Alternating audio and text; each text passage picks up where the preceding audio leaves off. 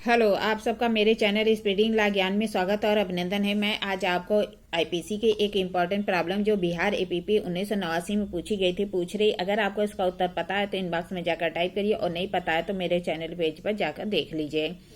आ को सड़क पर एक सोने की अंगूठी मिलती है। क्या कह रहा है? आ को सड़क पर एक सोने की अंगूठी मिलती है। वह अंगूठी के स्वामी को खोजने का प्रयास किए बिना उसे तुरंत ही बेच देता है और इस प्रकार प्राप्त रुपये को अपनी घरेलू आवश्यकता की पूर्ति हेतु प्रयोग करता है। यहाँ पे अ ने क्या अपराध किया? क्या कह रहा है कि आ को सड़क पर एक सोने की अंगूठी मिलती है। वह अंगूठी के स्वामी को खोजने का प्रयास किए बिना उसे तुरंत ही बेच देता है और इस प्रकार प्राप्त रुपये को अपने घरेलू आवश्यकता की पूर्ति हेतु प्रयोग करता है। यहाँ पे अ ने क्या अपराध किया? प्रस्तुत समस्या आईपीसी की धारा 403 के दृष्टांत च पर आधारित है।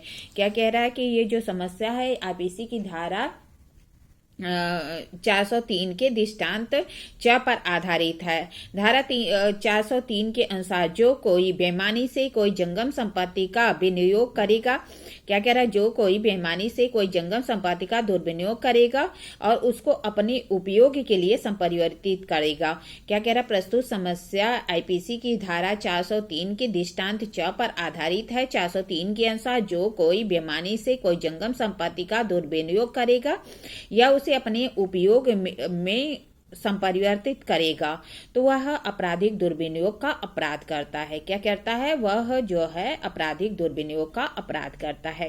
क्या करता है? बेईमानी से कोई जंगम संपत्ति का दुर्विनियोग करता है या उसे अपने उपयोग के लिए संपरिवर्तित करता है। धारा 403 में दो स्पष्टीकरण दिए गए हैं। प्रथम स्पष्टीकरण, केवल कुछ समय के लिए बेईमानी से दुर्विनियोग करना इस धारा के अर्थों के अंतर्गत दुर्विनियोग है। क्या कह रहा है? कुछ समय के लिए बेईमानी से दुर्विनियोग करना इस धारा के अर्थों के अंतर्गत दुर्विनियोग है। फिर स्पष्टीकरण 2 कहता है कि यदि कोई व्यक्ति कोई संपत्ति पड़ा पाता है तो इस धारा के अंतर्गत दोषी नहीं है जब तक कि संपत्ति के मालिक को खोजने का प्रयास किए बिना उसका संपत्ति का उपयोग न कर ले। क्या कह रहा है कि स्पष्टीकरण 1 कह रहा है कि अगर कुछ समय के लिए दुर्विनियोग करता है तो भी वह दुर्विनियोग माना जाएगा। फिर दूसरा स्पष्टीकरण कहता है कि अगर कोई व्यक्ति कोई सामान पड़ा पाता है तो वह किसी भी अपराध का दोषी नहीं होता है जब तक कि उसने उसके स्वामी को खोजने का प्रयास किए बिना उसका उपयोग न कर लिया हो। प्रस्तुत समस्या में अ सड़क पर एक सोने की अंगूठी पाता है और अंगूठी के स्वामी को खोजने का प्रयास किए बिना वह तुरंत ही उसे बेच देता है और उसे अपनी घरेलू आवश्यकता की पूर्ति कर लेता है। प्रस्तुत जो समस्या है वह धारा 403 के स्पष्टीकरण 2 के आधार पर दुर्विनियोग का दोषी होगा। क्या कह रहा है कि 403 के जो स्पष्टीकरण 2 है उसके आधार पर दुर्विनियोग का दोषी होगा। 403 के लिए यह आवश्यक है कि संपत्ति जो होगी वह चल संपत्ति होगी।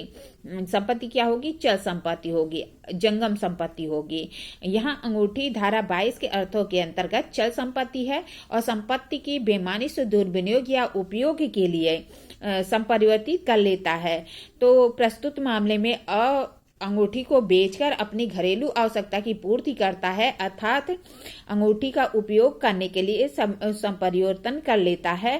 फिर कह रहा है स्पष्टीकरण 2 के अनुसार जैसे ही अंगूठी को उठाए वह किसी भी अपराध का दोषी नहीं होगा। लेकिन यहाँ यह नहीं जानता कि अंगूठी किसकी है, किंतु जैसे वह अंगूठी के स्वामी को खोज निकालने का प्रयत्न किए बिना ही तुरंत उसे बेच देता है। जैसे ही वह अंगूठी को बेचता है उसका उपयोग किया इस धारा के अंतर्गत अपराध होगा। प्रस्तुत मामले में जो है वह धारा 403 के स्पष्टीकरण 2 के आधार पर आपराधिक दुर्विनियोग के अपराध का दोषी होगा। क्या है कि जो है वह क्या करता है? आपराधिक दुर्विनियोग का अपराध करता है जो कि 403 के स्पष्टीकरण 2 के अंतर्गत इसका मामला आएगा।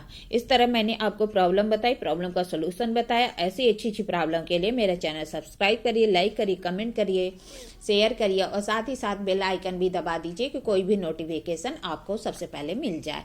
ठीक है, धन्यवाद, थैंक यू।